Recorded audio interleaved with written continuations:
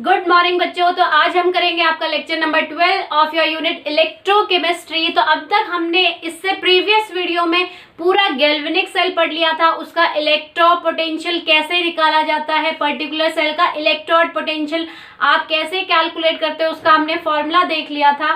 तो आज मैं आपको ऐसा पार्ट करवाऊंगी जिससे आप काफी बच्चों के डाउट्स क्लियर होंगे। काफियों को ये डाउट होता है कि गैल्वेनिक सेल और इलेक्ट्रोलाइटिक सेल में क्या डिफरेंस है, या मैं कहूँ कि वो ऐसे कहते हैं एनोड कहाँ लोगे, कौन से चार्ज पे कौन सा एनोड होगा, या मैं कहूँ नेगेटिव पे कैथोड होगा या एनोड होगा। तो बहुत बच्चों को डाउट होता है। तो आज मैं आपका डाउट क्लियर करने के लिए मैं करवाऊंगी आपको difference between galvanic cell and electrolytic cell. तो देखते हैं बेटा डिफरेंस क्या है दोनों सेल में। पहला है आपका, हम लेंगे गैल्वेनिक सेल,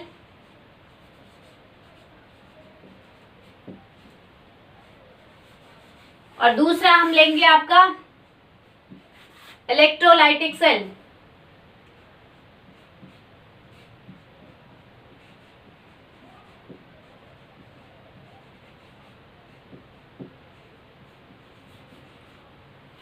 और यहाँ थर्ड पार्ट में हम करेंगे, ये थर्ड जो डिवीजन मैंने बनाई है वहां हम करेंगे डायग्राम पार्ट आपका।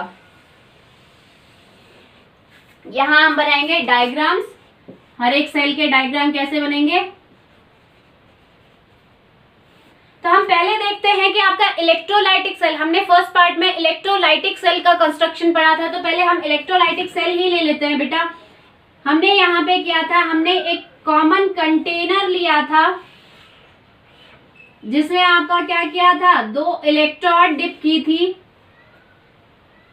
दो इलेक्ट्रोड ली थी हमने, उसको डिप किया था एक कॉमन सॉल्यूशन में, जिस सॉल्यूशन को आपने कहा था इलेक्ट्रोलाइट, जो कि मॉल्टन स्टेट में भी हो सकता है या फिर एक्वस सॉल्यूशन के फॉर्म में भी हो सकता है। तो यहाँ पे हमने लिया था एक Ca नाम का इलेक्ट्रोलाइट।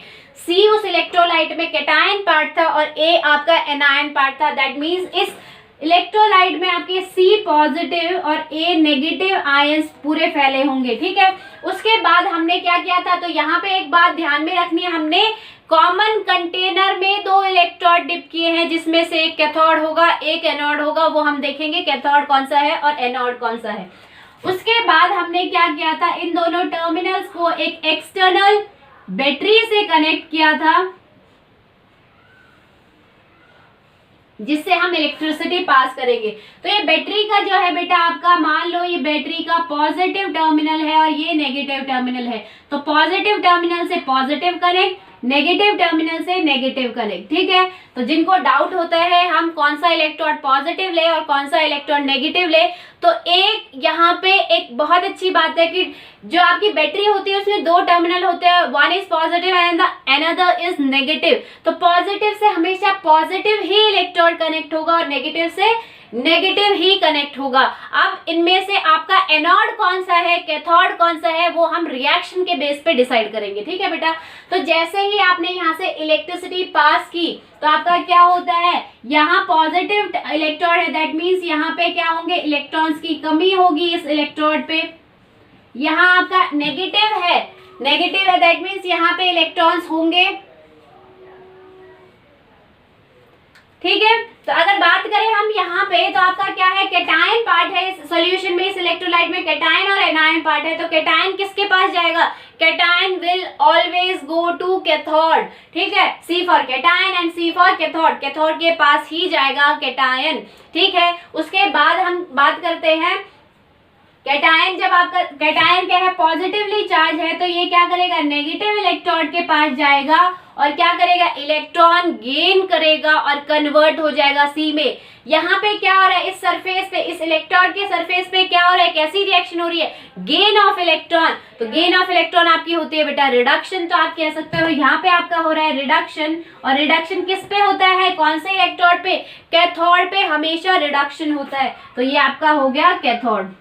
अब बात करते हैं इसकी, एनायन जो पार्ट है आपका नेगेटिव चार्ज है, तो ये कौन से इलेक्ट्रोड पे जाएगा, ऐसे इलेक्ट्रोड पे जिसपे पॉजिटिव चार्ज हो, ताकि ये अपने इलेक्ट्रॉन लूज कर सके और A में कन्वर्ट हो सके। तो यहाँ पे पॉजिटिव टर्मिनल ये है आपका पॉजिटिव इलेक्ट्रोड, तो इस इलेक्ट्रोड पे जाएगा और अपने इलेक्ट्रॉन डोनेट करके या मैं कहूँ लूज करके कन्वर्ट हो जाएगा ए में। ए नेगेटिव 1 इलेक्ट्रॉन लूज करेगा और ए में कन्वर्ट हो जाएगा।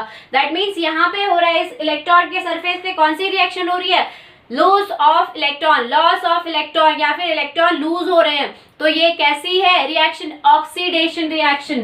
तो यहाँ पे हो रही है आपकी ऑक्सीडेशन, और ऑक्सीडेशन कौन से इलेक्ट्रोड पे होती है, हमेशा एनोड पे, ठीक है, एनोड पे आपकी होती है ऑक्सीडेशन। तो ये आपका एनोड पार्ट हो गया, ये आपका कैथोड पार्ट हो गया, ठीक है। और यहाँ से एक्सटर्नली आप क्या कर रहे हो, यहाँ रिएक्शन क्या हो रही थी, या मैं कहूँ इस सेल में क्या हो रहा था, आप इनपुट इलेक्ट्रिक करंट दे रहे थे, वो जाके आपकी रिएक्शंस करवा रही थी, ठीक है। तो ये आपका हो गया कंस्ट्रक्शन किसकी, इलेक्ट्रोलाइटिक सेल की। अब अगर हम बात करें यहाँ पे किसकी, नेक्स्ट आपका गैल्वेनिक सेल है। तो गैल्वेनिक सेल में हम क्या लेते हैं, दो अलग अलग कंटेनर लेते हैं। यहाँ पे आप देख सकते हो कि इस सेल में आपकी दोनों हाफ रिएक्शन एक ही कंटेनर में हो रही है। दोनों हाफ रिएक्शन कौन सी, half oxidation reaction and the half reduction reaction, जो कि कंबाइन होकर रिडॉक्स रिएक्शन बनाती हैं, वो दोनों आपकी एक ही सेल में हो रही है। यहाँ हम दो सेल लेंगे बेटा, दो कंटेनर लेंगे। एक कंटेनर में हम एक इलेक्ट्रोड डिप करेंगे और वो इलेक्ट्रोड हम और दूसरे कंटेनर में हम दूसरा इलेक्ट्रोड डिप करेंगे। हम जो इलेक्ट्रोड ले रहे हैं, जिस मेटल का इलेक्ट्रोड ले रहे हैं, उसको उसी के ही सॉल्यूशन, उसी के ही सॉल्ट सॉल्यूशन में हम डिप करेंगे। तो हमने यहाँ लिया था जिंक मेटल का इलेक्ट्रोड, तो हम इसमें डिप किस में करेंगे, जिंक मेटल के सॉल्ट में डिप करेंगे, दैट इज ZnSO4। तो यहाँ हमने ZnSO4 एक्वस फॉर्म में ले लिया था बेटा। यहाँ पूरे ZnSO4 है जो कि आयंस के फॉर्म में, Zn2 positive and SO4 2 negative, इसमें आयंस होंगे, ठीक है। अब बात करते हैं यहाँ पे ये इलेक्ट्रोड हमने क्या लिया है, ये इलेक्ट्रोड हमने लिया है, किसका लिया था हमने, ये हमने कॉपर का लिया था, और कॉपर इलेक्ट्रोड को उसी के ही सॉल्यूशन में डिप किया है। ये नेसेसरी कंडीशन है इलेक्ट्रोड पोटेंशियल डेवलप करने की, कि जो हम इलेक्ट्रोड लेंगे वही उसी के ही सॉल्यूशन में, उसी के सॉल्ट सॉल्यूशन में हम डिप करेंगे। तो यहाँ पे हमने सॉल्यूशन लिया था कॉपर सल्फेट का एक्वस फॉर्म में। उसके बाद हमने इसको बैटरी से नहीं, उसके बाद हमने इसको इलेक्ट्रिकल अप्लायंस से कनेक्ट कर दिया था। तो हमने यहाँ बल्ब लिया है, या आप और कोई भी इलेक्ट्रिकल अप्लायंस यूज कर सकते हो इस टाइप से, ठीक है बेटा। तो यहाँ पे आप देख सकते हो कि हम कुछ एक्सटर्नल इलेक्ट्रिकल एनर्जी नहीं दे रहे, हमने यहाँ बैटरी कनेक्ट नहीं की है। यहाँ पे क्या होगा, हमारे गैल्वेनिक सेल में हमेशा ही ऐसी रिएक्शन होती है जो कि आपकी स्पॉन्टेनियस होती है। स्पॉन्टेनियस मतलब खुद ब खुद होती है, आपको एनर्जी देने की जरूरत नहीं पड़ती। तो यहाँ पे आपका क्या होगा, हमने इलेक्ट्रोड जो लिया उसी के ही सोल्यूशन में हमने उसको डिप किया। यहाँ पे भी कॉपर इलेक्ट्रोड लिया तो कॉपर के सोल्यूशन में हमने डिप किया, ठीक है। उसके बाद हमने यहाँ पे क्या किया था, यहाँ सोल्यूशन में जो आपके Zn2 पॉजिटिव और SO4 2 नेगेटिव थे, ठीक है, और यहाँ पे आपके सॉल्यूशन में Cu2 positive and SO4 2 negative थे बेटा आयंस, ठीक है। तो आप यहाँ से देख सकते हो कि जैसे ही आपका क्या होगा, ये आपका मान लो ये आपका नेगेटिव टर्मिनल है और ये आपका पॉजिटिव टर्मिनल है। तो अब हम कैसे डिसाइड करेंगे कि आपका एनोड कौन सा है और कैथोड कौन सा है। तो देखो यहाँ पे से जिंक रॉड में से एटम है, वो इलेक्ट्रॉन लूज करके, इलेक्ट्रॉन यहाँ पे लूज करे, 2 इलेक्ट्रॉन लूज करके Zn2 पॉजिटिव के फॉर्म में सॉल्यूशन में आ रहे हैं। तो ये यहाँ पे सारे एटम धीरे धीरे लूज करके इस इलेक्ट्रोड को नेगेटिवली चार्ज बना देंगे। बात आती है यहाँ पे, तो यहाँ पे क्या होता है कि जैसे ही Cu2 ये 2 इलेक्ट्रॉन जैसे ही सर्किट से ट्रेवल करते हैं और यहाँ पे आते हैं, तो ये Cu2 पॉजिटिव उन इलेक्ट्रॉन्स को लेता है और Cu में कन्वर्ट हो जाता है और वो यहाँ पे किस सरफेस पे डिपॉजिट होने लग जाता है। तो धीरे धीरे आपका डिपोजिशन भी होता जाता है, ठीक है। साथ ही साथ हमने यहाँ पे एक इम्पॉर्टेंट एक और अपैरेटस यूज किया था, या मैं कहूँ एक और हमने यहाँ पे एक और अपर्चर इक्विपमेंट यूज किया था जिसका नाम है सॉल्ट ब्रिज। आपने इस टाइप की U shape salt bridge use किया था। सॉल्ट ब्रिज में आपका क्या था, सॉल्ट ब्रिज में हमने इलेक्ट्रोलाइट फिल कर रखा था, वो भी जेल फॉर्म में, या फिर अगर फॉर्म पेस्ट कह सकते हो आप, जेल फॉर्म में हमने इलेक्ट्रोलाइट फिल कर रखा था। वो क्या काम कर रहा था, कि जैसे ही क्या होगा Zn2 पॉजिटिव यहाँ डिपॉजिट होते जाएंगे तो ये सॉल्यूशन पॉजिटिव चार्ज और इलेक्ट्रोड आपका क्या होगा नेगेटिव चार्ज हो जाएगा। तो ये इलेक्ट्रॉन्स को क्या होगा, सॉल्यूशन पॉजिटिवली चार्ज हो गया तो क्या ये इलेक्ट्रॉन्स को जाने देगा, नहीं जाने देगा, वो ट्रैप करके रखेगा। तो आपका क्या हो गया, जो आपका कनेक्शन है या सर्किट है वो क्या हो जाएगा, बंद हो जाएगा। यानी कि ये बल्ब आपका बंद हो रहा था, क्यों, क्योंकि यहाँ पे सॉल्यूशन तो धीरे धीरे पॉजिटिवली चार्ज बनता जा रहा था और इलेक्ट्रोड धीरे धीरे नेगेटिव चार्ज। यहाँ बात करें, यहाँ पे Cu2 पॉजिटिव जाके वहां डिपॉजिट होता जा रहा था तो सॉल्यूशन एक्सेस नेगेटिव चार्ज हो रहा था। SO4 2 नेगेटिव की कंसंट्रेशन ज्यादा होती जाती जैसे ही आपने कनेक्शन किया था। तो उस न्यूट्रलिटी को मेंटेन करने के लिए हमने लगाया था सॉल्ट ब्रिज। सॉल्ट ब्रिज क्या काम करता है कि जैसे ही Zn2 पॉजिटिव एक आयन यहाँ पे जैसे ही सॉल्यूशन में आया वैसे ही यहाँ से एक नेगेटिव आयन, या 2 की रिक्वायरमेंट है तो 2 नेगेटिव आयन ड्रॉप कर देगा सॉल्यूशन में ताकि न्यूट्रलिटी मेंटेन रहे। तो ये आपके सॉल्यूशन की, ये आपकी सेल की कंस्ट्रक्शन हो गई है। तो यहाँ पे आप देख सकते हो एक इंपॉर्टेंट पॉइंट, यहाँ पे आपका क्या हो रहा है, Zn एटम क्या कर रहा है, 2 इलेक्ट्रॉन लूज करके Zn2 पॉजिटिव में कन्वर्ट हो रहा है। यानी कि इस सरफेस पे क्या हो रहा है, लॉस ऑफ इलेक्ट्रॉन, और loss of electron always indicate that there is oxidation reaction. तो यहाँ आपका हो रहा है ऑक्सीडेशन, और ऑक्सीडेशन आपका किस पे होता है बेटा, एनोड पे होता है। यानी कि ये इलेक्ट्रोड आपका है एनोड। अब बात करते हैं यहाँ पे Cu2 पॉजिटिव क्या करेगा, 2 इलेक्ट्रॉन यहाँ से लेगा और Cu2 में कन्वर्ट हो जाएगा। यानी कि इस इलेक्ट्रोड पे इलेक्ट्रोड सरफेस पे आपका हो रहा है reduction. Reduction means gain of electron, that means आपका क्या है, रिडक्शन यहाँ हो रहा है। रिडक्शन किस पे होता है, कैथोड पे होता है। ठीक है, आपका रिडक्शन ऑलवेज होता है कैथोड पे। तो आप कह सकते हो यहाँ पे, मैं अगर आपको इंपॉर्टेंट पॉइंट बताऊं तो आपका क्या होगा, एनोड पे हमेशा ही क्या होगा, ऑक्सीडेशन, और कैथोड पे हमेशा ही क्या होगा, रिडक्शन। ये ध्यान में आपको रखना है कैथोड और एनोड बनाते टाइम। ठीक है, अब बात करते हैं हम डिफरेंसेस की। सेल आपको पता चल गया, इसमें कॉमन इलेक्ट्रोलाइट लिया था, इसमें हमने अलग अलग इलेक्ट्रोलाइट लिया। ठीक है, इसमें हमने बैटरी कनेक्ट की थी, इसमें हमने कोई बैटरी नहीं कनेक्ट की, क्योंकि उसमें हम बैटरी के हेल्प से नॉन स्पॉन्टेनियस रिएक्शन को करवा रहे थे, ऐसी रिएक्शन जो अपने आप नहीं होती है। ठीक है, तो आपने जैसे ही चार्ज पास किया तब जाके रिएक्शन होनी स्टार्ट हुई, बट इसमें पहले ही रिएक्शन हो रही है क्योंकि ये रिएक्शन होंगी स्पॉन्टेनियस रिएक्शन। इसलिए हमने क्या किया है, हमने यहाँ पे कोई बैटरी नहीं लगाई। यहाँ पे आप इनपुट इलेक्ट्रिकल एनर्जी दे रहे हो और वो कन्वर्ट हो रही है केमिकल एनर्जी में। यहाँ पे केमिकल एनर्जी पहले हो रही है, तब जाके जो इलेक्ट्रॉन लूज हुए वो फ्लो कर रहे हैं, दैट मीन्स वो कन्वर्ट हो रही है इलेक्ट्रिकल एनर्जी में। ठीक है बेटा, तो डायग्राम आपको क्लियर हो गए होंगे। अब बात करते हैं हम डिफरेंसेस की कि कौन कौन से मेन आपके डिफरेंसेस है। तो पहला जो डिफरेंस आता है आपका वो है, यहाँ पे क्या हो रहा है, आप गैल्वेनिक सेल में क्या कर रहे हो, केमिकल एनर्जी को, केमिकल जो आपकी एनर्जी है वो कन्वर्ट हो रही है इलेक्ट्रिकल एनर्जी में। ठीक है बेटा, अगर हम यहाँ इसकी बात करें तो इसमें आपका क्या हो रहा है, इसमें आपका क्या हो रहा है, यहाँ पे आप क्या दे रहे थे, इलेक्ट्रिकल एनर्जी दे रहे थे। तो आप कह सकते हो कि आप क्या कर रहे हो, इलेक्ट्रिकल एनर्जी को कन्वर्ट करवा रहे थे केमिकल एनर्जी में। तो आपका यहाँ इनपुट क्या होगा, इनपुट आपका ये होगा केमिकल एनर्जी, और आउटपुट आपको क्या मिला है, इलेक्ट्रिकल एनर्जी मिल रही है। और यहाँ पे इनपुट आप क्या दे रहे हो, इनपुट आप इलेक्ट्रिकल एनर्जी दे रहे हो, तब जाके आपको आउटपुट क्या मिल रहा है, केमिकल एनर्जी।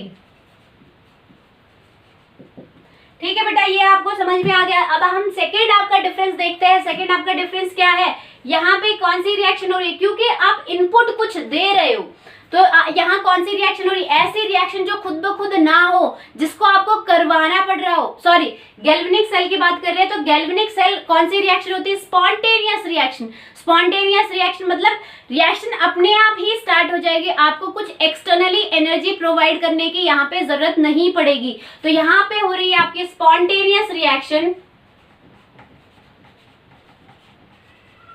रिडॉक्स रिएक्शन हो रही है। रिडॉक्स रिएक्शन क्या होती है, जहां पे आपका ऑक्सीडेशन और रिडक्शन साइमल्टेनियसली टेक प्लेस कर रहे वो आपकी रिडॉक्स रिएक्शन। ठीक है बेटा, तो अगर हम यहाँ पे देखें तो आप क्या दे रहे हो, इनपुट क्या दे रहे हो, यहाँ पे क्या है आपके डायरेक्टली जो केमिकल्स डाले थे उनमें आपस पहले ही रिएक्शन होनी स्टार्ट हो रही है और उसके हेल्प से आपकी एनर्जी प्रोड्यूस हो रही है, कौन सी, इलेक्ट्रिकल एनर्जी। यहाँ पे आपने क्या किया था, क्योंकि बैटरी लगाई थी, दैट मीन्स आप इलेक्ट्रिकल एनर्जी दे रहे हो।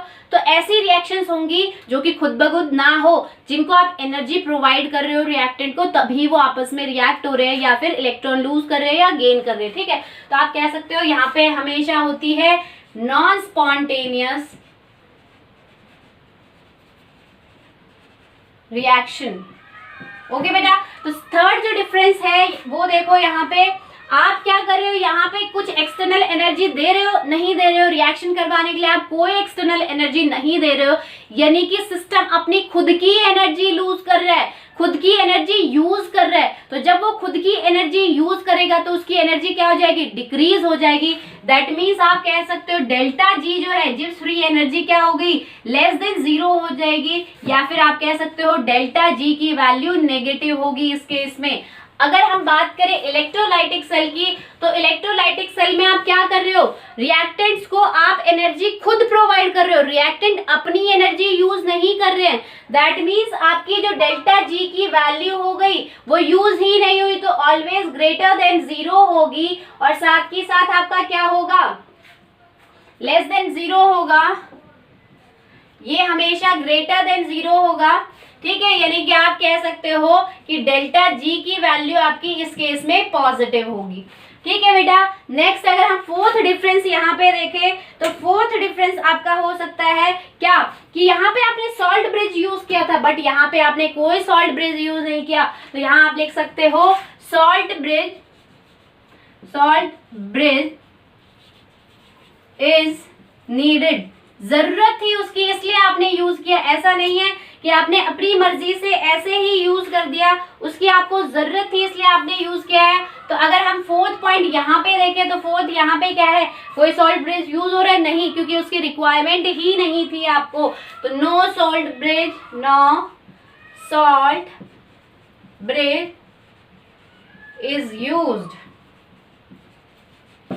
ठीक है बेटा, अगर हम फिफ्थ पॉइंट देखें तो देखो एनोड और कैथोड की बात करेंगे। पहले हम लिख लेते हैं एनोड और दूसरा हम लिख लेते हैं कैथोड।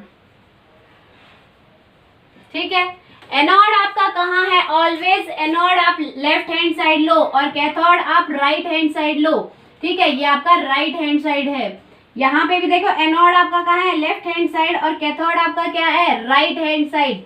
ठीक है, ये आप ऐसे नोटेशंस यूज कर सकते हो ताकि आपको डाउट ना हो दोनों सेल बनाते टाइम। तो एनोड आपका क्या हो रहा है, एनोड पे ऑलवेज ऑक्सीडेशन, और कैथोड पे आपका क्या हो रहा है, ऑलवेज रिडक्शन। ठीक है बेटा, आपका कैथोड पे क्या हो रहा है, रिडक्शन हो रहा है। आप कह सकते हो एनोड इस केस में क्या है, गैल्वेनिक सेल के केस में क्या है, नेगेटिव चार्ज का है, और कैथोड आपका पॉजिटिव चार्ज का है। ठीक है, अगर बात करें यहाँ पे देखो एनोड पे यहाँ पे भी क्या हो रही है, और कैथोड पे देखो क्या हो रहा है, एनोड पे यहाँ पे भी ऑक्सीडेशन हो रहा है, देखो ऊपर ऑक्सीडेशन हो रहा है यहाँ पे, और कैथोड पे रिडक्शन हो रहा है। ठीक है, अब बात मैंने आपको इसीलिए स्टार्टिंग में बता दिया था सेल पढ़ने से पहले कि ऑलवेज एनोड और कैथोड दोनों सेल में सेम प्रोसेस होगा उनपे, कि एनोड पे ऑक्सीडेशन और कैथोड पे रिडक्शन। बट आपका इलेक्ट्रोलाइटिक सेल के केस में जो चार्ज था ऑन इलेक्ट्रोड वो चेंज हो जाएगा। अब यहाँ पे देखो एनोड पे पॉजिटिव चार्ज है और कैथोड पे नेगेटिव चार्ज है, इसीलिए आप चार्ज के बेसिस पे बेटा एनोड और कैथोड को डिसाइड मत करो, वरना आप गैल्वेनिक सेल जब करोगे या फिर इलेक्ट्रोलाइटिक सेल जब करोगे तो उनमें आपको डाउट आ सकता है या फिर आप गलत करके आ सकते हो क्वेश्चन। ठीक है, तो यहाँ पे अगर हमने देखा तो एनोड आपका क्या है, ऑक्सीडेशन जहाँ हो रही है, और कैथोड पे रिडक्शन। यहाँ पे मैंने आपको एक ट्रिक भी बताई थी कि आप लोन यूज कर सकते हो, किसके केस में, एनोड के केस में। तो यहाँ पे आपका क्या हो रहा है, alpha left hand side oxidation हो रही है एनोड पे, और एनोड आपका नेगेटिव टर्मिनल है। तो यहाँ अगर आप लो तो अपोजिट ले सकते हो एनोड पे, कि लेफ्ट हैंड साइड क्या हो रहा है, ऑक्सीडेशन हो रही है एनोड पे, बट पॉजिटिव टर्मिनल है। ठीक है बेटा, अब बात करते हैं सिक्स्थ की, तो वो आपकी आएगी रिप्रेजेंटेशन, कि आप गैल्वेनिक सेल को कैसे रिप्रेजेंट करोगे। तो पहले मैं आपको बता चुकी हूं कि आप इसको कैसे इलेक्ट्रोलाइटिक सेल को रिप्रेजेंट कैसे करोगे। तो यहाँ पे हम पॉजिटिव लिखेंगे एक एंड पे और दूसरे एंड पे नेगेटिव लिखेंगे। बीच में हमने ऐसे दो लाइन खींची थी, जो दो लाइन आपको क्या बताती है, ये दो इलेक्ट्रोड के बीच में जो आपने डाला है, क्या डाला है यहाँ पे, आपने यहाँ डाला है मीडियम क्या है कि एक्वस है या मॉल्टन है। सेकेंड आपने यूज किया है इलेक्ट्रोलाइट कैसा है, and the third is concentration और टेम्परेचर की क्या कंडीशन है कि इस इलेक्ट्रोलाइट में आपने कितना टेम्परेचर सप्लाई किया और क्या कंसंट्रेशन है आपकी इलेक्ट्रोलाइट की। ठीक है, अब बात करते हैं कि आपके पॉजिटिव साइड क्या है। आपका पॉजिटिव साइड आपका क्या होगा बेटा, यहाँ पे आपका आएगा एनोड इलेक्ट्रोड, कि आपने एनोड इलेक्ट्रोड कौन सा यूज किया है, साथ के साथ कॉमा आपने यहाँ लिखा था एनोड प्रोडक्ट, पीडीटी मतलब प्रोडक्ट। यहाँ आपने क्या लिखा था, जैसे यहाँ एनोड प्रोडक्ट है लाइन की साइड, तो लाइन की साइड आप लिखोगे यहाँ पे कैथोड प्रोडक्ट, कैथोड प्रोडक्ट, और यहाँ पे कॉमा डाल के आप लिखोगे कैथोड इलेक्ट्रोलाइट। ठीक है बेटा, अब बात करते हैं यहाँ पे।